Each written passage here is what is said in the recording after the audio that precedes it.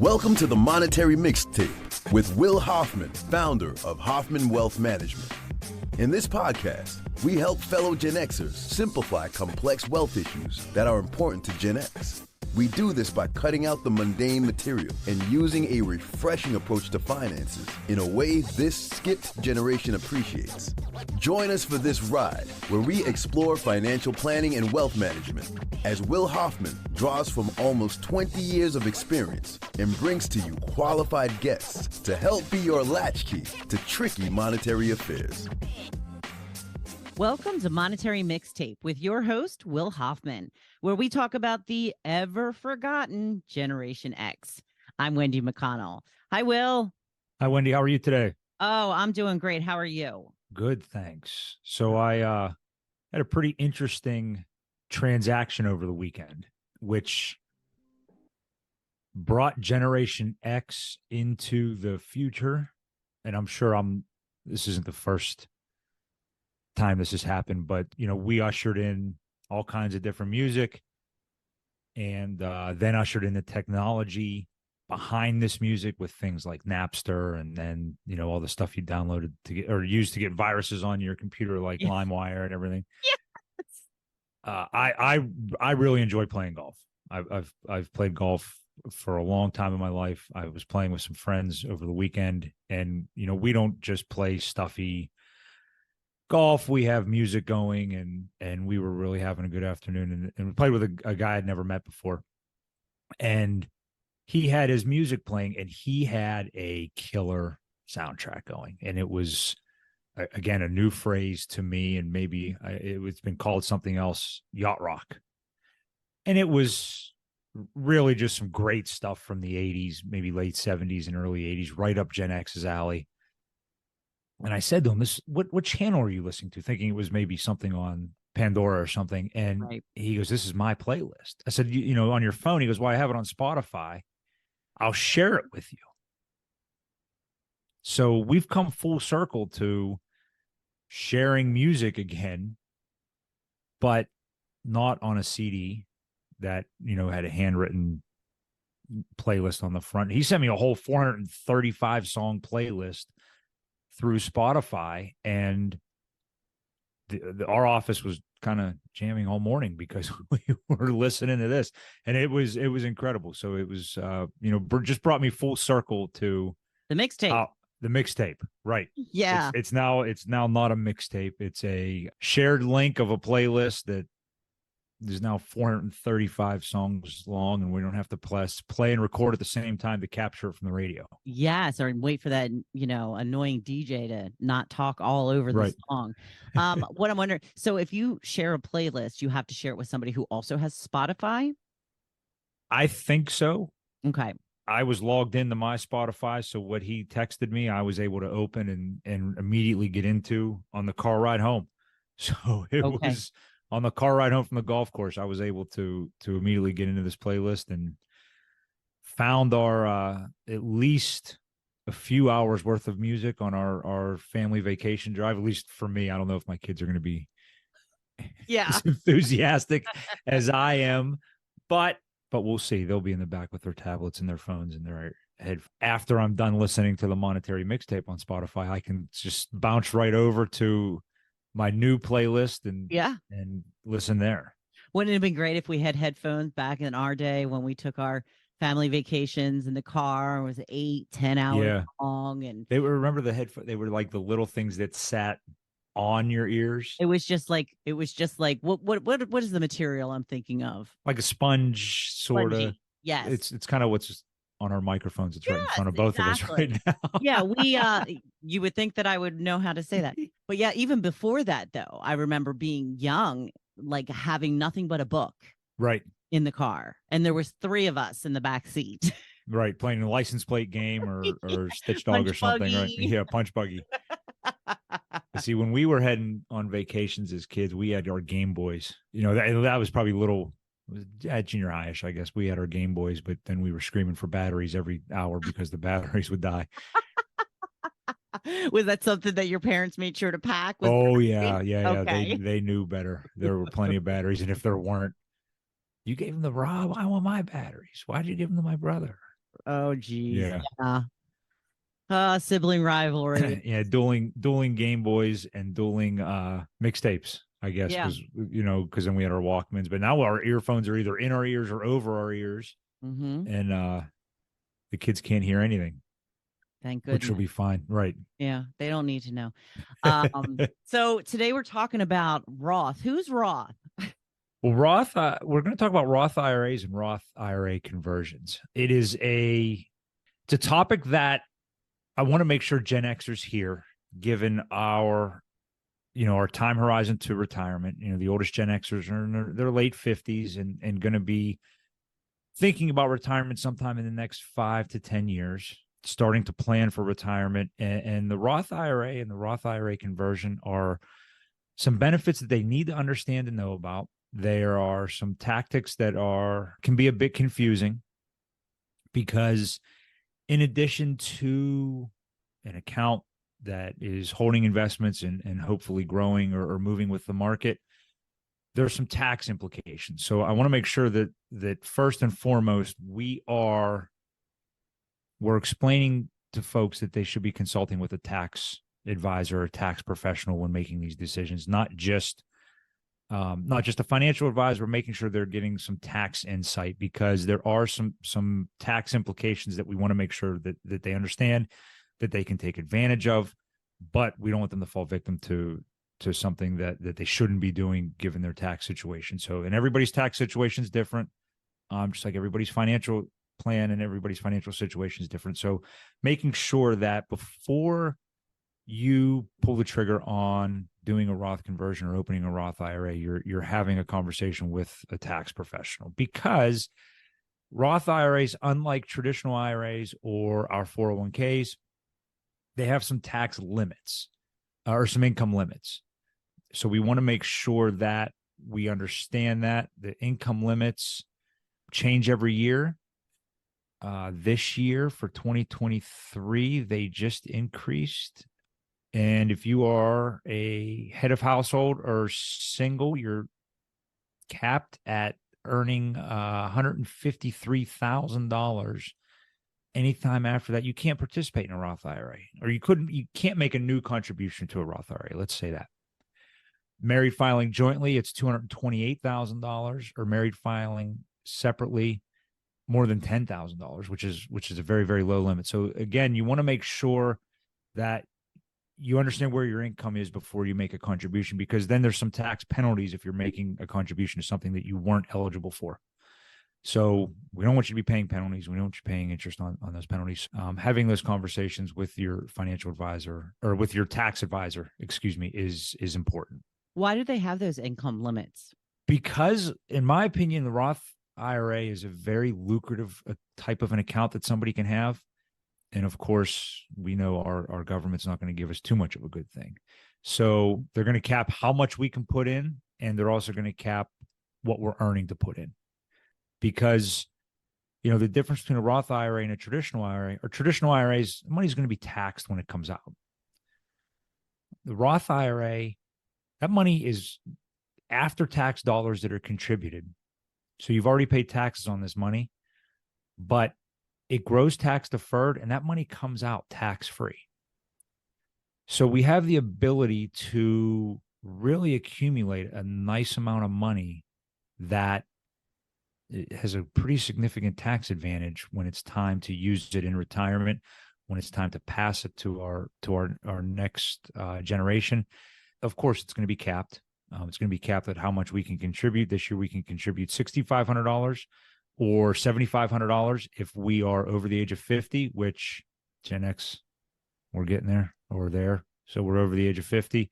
So, but we're capped on what we can contribute as long as we are below that income limit. Now, a lot of employers have started to introduce Roth 401ks to their employees. So again, worth talking with your financial advisor, your tax advisor, if it's something that you want to participate in, understanding what benefits are available from your employer, because they can still make contributions. So you end up having two separate balances, one in a Roth, one in a traditional, because your employer contributions typically aren't taxed at that point, or if they are, making sure you understand your tax situation becomes important.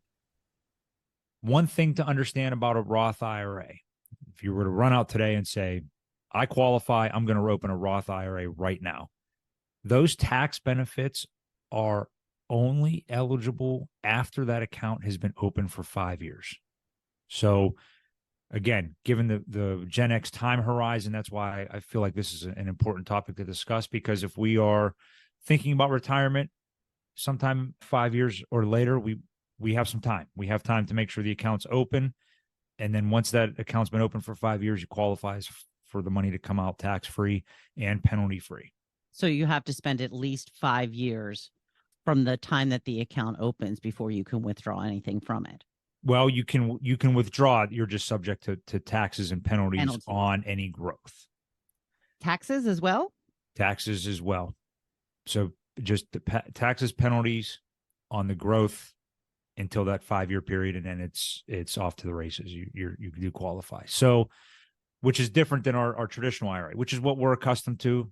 If we've had 401ks and done any rollovers, they've gone into traditional IRAs. We understand that money is going to be taxed when we retire, or taxed when we take distributions. But we want to make sure that the account has been open. And there's one caveat that I did miss: 5 years and 59 and a half.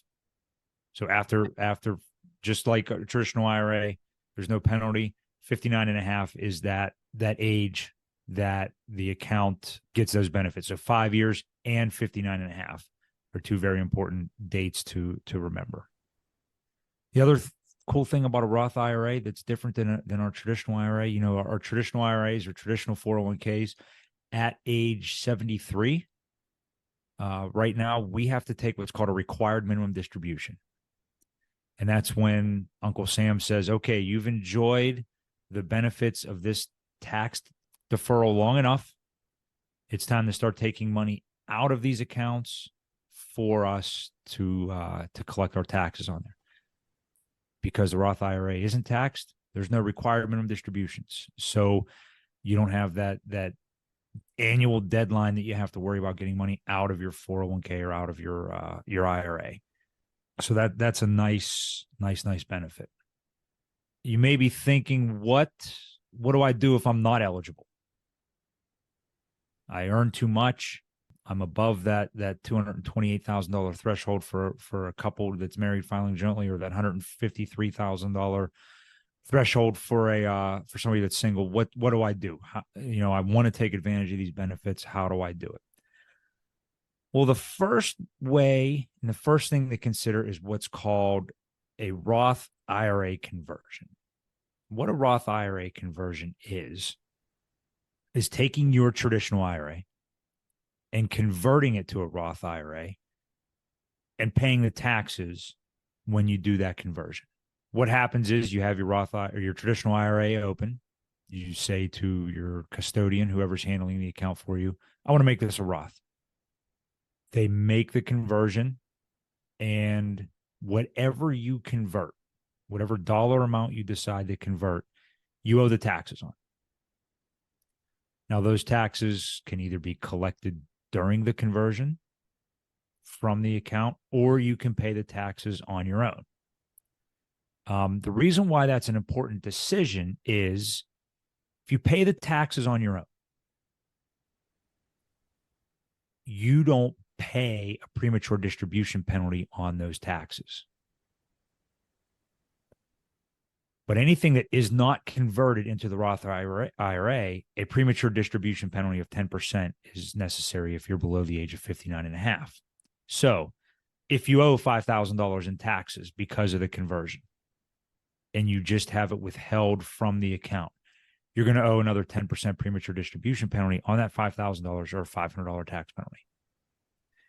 If you pay the taxes yourself out of pocket, you don't have to pay that 10% premature distribution tax penalty on the amount you owe in taxes. So there's a decision to be made there. If you want to pay the taxes on your own, you don't withhold anything from the transaction, you're going to get your tax bill and have to pay it. Or you can pay the taxes from the distribution and then just be warned you're going to pay a tax penalty on the amount that was withheld to pay those taxes. Hey, sorry for the interruption. I know you're listening to the Monetary Mixtape because you want to learn about financial planning and wealth management. If you have any questions at the end, please head over to www.hoffmanwealth.com or look in the show notes to schedule a call with us. Why are they giving you a penalty when you're actually rolling it into just another source of retirement? Because they don't want us to do it. They don't want. Well, I shouldn't say they don't want us to do it. It's just we're now enjoying the benefits of a permanently tax deferred account that there's no more distributions to come out, and Uncle Sam wants his money, right? So he's going to get it, and he's going to get it on a tax penalty on the distribution. All right. I wish I could solve it. If I could solve that, it'd be a much more famous man than I am because of the Monetary Mixtape. Well, and here's another question that I have, and I've always heard that when you are doing a conversion, that money, is that what they mean when they say that money is considered income that you have to pay taxes on? Yeah, when I say pay taxes, it's gonna be counted as income. So you're gonna be paying taxes on whatever income tax bracket you fall into is what gets taxed. So if I'm converting, say, $15,000 from an IRA to a Roth, I'm going to have to pay the taxes on that $15,000 as if it were income. Correct. I've heard both good and bad when it comes to converting these Roths, but a lot of people say that your tax bracket will be lower after retirement than it is now. So what about all of that? Some are, some aren't. It really depends on where your retirement income is coming from. We're seeing fewer and fewer pensions every day.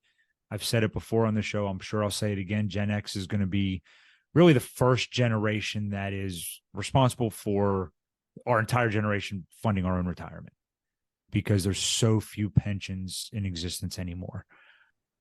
Social Security plays an impact in there, and so does a pension. So with fewer pensions, the likelihood is that we will be in a lower tax bracket, but it depends on what your needs are. If you have a substantial amount of money in your 401k, and that's going to be funding your retirement along with Social Security, and you are going to keep a lifestyle and keep an income that's similar to what you had pre-retirement, your tax bracket may not be lower. So it really is based on everybody's individual situation. I think that there was a mistake made when they introduced the 401k and all the tax deferred options by saying or assuming that you were going to be in a lower tax bracket when you retired, because a lot of folks aren't. With required minimum distributions, especially for folks that are retired with a pension and Social Security, they haven't needed their IRAs or their 401ks. And now they're hitting that required minimum distribution age where they're in a higher tax bracket because they have their pension, which is taxable. They have their Social Security, which is may or may not be taxable. And now they have a forced distribution that is taxable from a 401k or from an IRA, and they're in a higher tax bracket than when they were working. So it really is a nuanced situation that is so important that's why it becomes so important to work with an advisor. That's why it becomes so important to consult with your tax advisor and do tax planning. And we said this on another episode. When we talk about tax planning, we're not just talking about tax filing and filing your taxes, finding out what you owe for the financial choices and behaviors of the past year. Really doing tax planning and looking forward to try to understand what decisions should I make to control my tax situation, and not just for 2023, but what should I be doing for 2024 and beyond? It's tough because we know that at any point in time, Congress can change the tax code.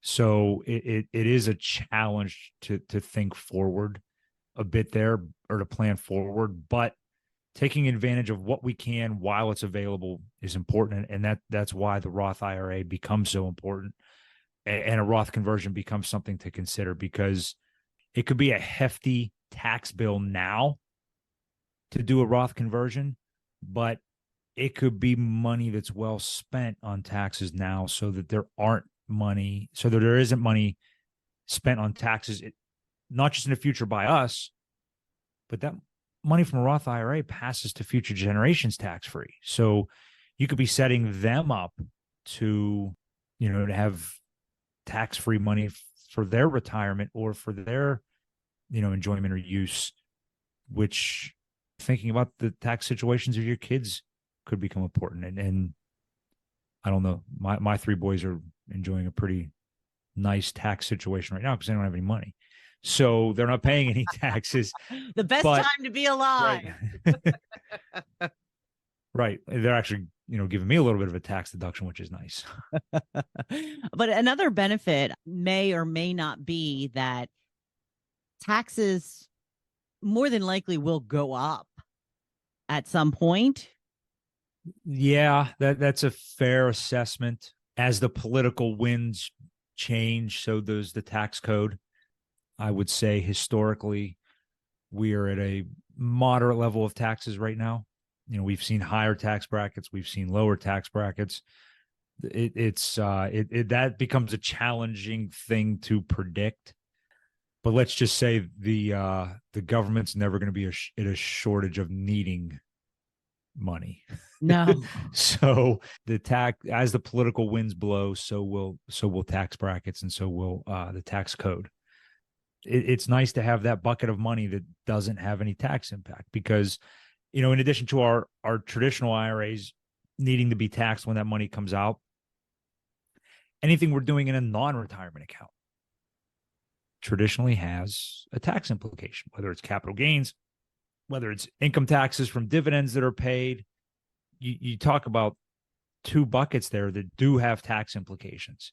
It's nice to have a third bucket that maybe does not, so that, even if you are eligible and just want to start an IRA and don't want to pay that tax bill on a conversion, or start a Roth IRA and don't want to have that tax bill on a conversion, it's nice to have a bucket of money that's not taxed. If there's an emergency and something happens, there's an opportunity and something comes up that you want to take advantage of and don't want to pay the additional taxes when it happens.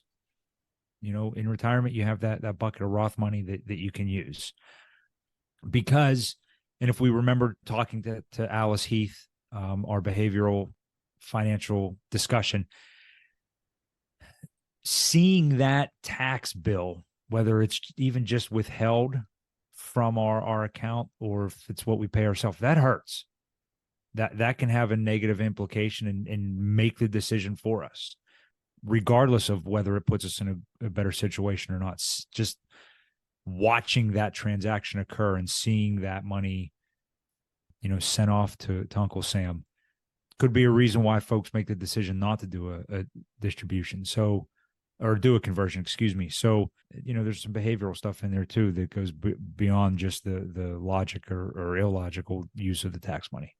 If we go back to my example of, me wanting to turn $15,000 from an ROA to a Roth, do I have to do all or nothing? No. Okay. No, that's something else to consider. Is it's not an all or none decision. You can something you can stream over time to maybe massage what your tax brackets are. So if you have some room, in December, you look at it and say, okay, I'm still, $50,000 under my next tax bracket, and I'm going to make the decision to make this and convert some of my IRA and make that decision every year, is something that you can do. Something we do a lot with our clients is to make that, massage those tax brackets, because we're doing the advanced planning on understanding our tax situations. And again, even though we are working with them and doing the advanced planning, it's something that I tell them, take this, call your accountant, even if they're going to charge you, it may be worth the hourly fee to make sure we're doing this right, because I can't give tax advice. I'm not giving tax advice. I'm not licensed to give tax advice. I don't want to give tax advice.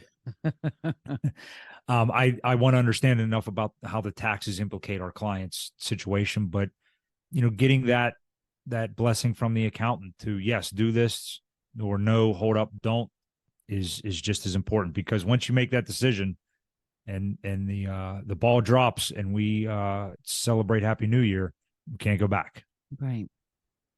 So what else do we need to know about these Roth IRAs? If you are a high earner and you are ineligible for a Roth, there's also, and this could really be another episode, so I don't want to get too deep into this, but there's something called a backdoor Roth strategy that you could be doing if you just wanted to start making Roth IRA contributions now. You just make a non-tax deductible contribution to an IRA, a new and empty IRA, which is something to understand. Like I said, this could be another episode. Not just an open IRA that has other cash or money in it. You would want it to be a new IRA. You make a contribution to, and then do the conversion, so that there's not a taxable path there. Again, that is something that is much, much more nuanced than the other two ways that we discussed. That could probably be another episode and should involve an accountant's conversation even more so. But there are ways to understand that. Understanding how it fits into your financial plan is very, very important. Even if you are starting a Roth 401k from your employer, understanding how that fits into your plan. Have the conversation with your advisor, have the conversation with your accountant to make sure that you're not making a mistake or making a decision that you shouldn't. Well, again, because it's the mistake isn't just taxed, it's taxed and could be penalized, and then you're paying penalties and interest and more in taxes than we need to. So making sure you understand the decisions that go into that is very, very important. Because the answer to most questions when it comes to this type of stuff is it depends. It depends, right? It depends on your situation. It depends on your tax bracket. It depends on your plan. There's not just one article that you can read and make a decision. There's not just one podcast that you can listen to and make a decision. You really do need to work with your advisor. If you have questions about this, please reach out to us. It's something that you can reach out to us through our website, hoffmanwealth.com. You can schedule a quick, easy discovery call where you can, find out, am I eligible? What steps should I take? Reach out to your accountant before you open the accounts, before you press send on the conversion. If you do your own taxes, I believe that, and again, I don't do my own taxes, so I don't know if I'm correct here, but I believe it's something that you can maybe model with the tax software to see if you're eligible. If that's something that TurboTax or anything like TurboTax does. But it's also something that you have up until April 15th to make a contribution for the previous year. So if you're unsure, wait, do your taxes, see if you're eligible, and make the contribution for 2023 up until April 15th of 2024. That's always kind of the safest route to go in understanding it. But our own plans are so nuanced. It's like our health. What vitamins I should take versus what vitamins somebody else should take or need are so different. What prescriptions make sense, what workout plans make sense, what diets make sense. It's no different than our health. The training plan I'm on for my marathon in November is going to be much different than my running buddy's training plan. And we're going to be running races a week apart, and we're both on different plans, but it's because our bodies are different. Our ages are different. Our health situation is different. So it's no different than that. Trying to take medical advice from an infomercial is never a good idea. Yeah, but not the great. But so as much as we talk about this, and as much as we encourage you to explore the opportunities that the Gen X has available to us, it's even more important to make sure that you are working with an advisor that you trust, and making sure that you're using your individual scenario is the catalyst for making a decision, and not just, oh, that sounds like a good idea, let's do it. Because a lot of folks have gotten themselves into situations where they take their financial advice. You know, it's one thing to take your music advice from your golf buddy, but you may not want to take your financial advice from your golf buddy, and maybe want to, unless it's me. Speaking of which, once again, how do we get in touch with you, Will? Right. HoffmanWealth.com is the best place. I'm very active on LinkedIn. Chat me up on there. Ask me a question. Send me a message. It's the two easiest ways to get in touch with us, to ask questions, and hopefully get solutions, get you pointed in the right direction. And thank you for joining us today on Monetary Mixtape. Please like, follow, and share with your friends. Until next time, I'm Wendy McConnell. Don't bounce just yet. The street lights haven't come on. Thank you for listening to the Monetary Mixtape podcast.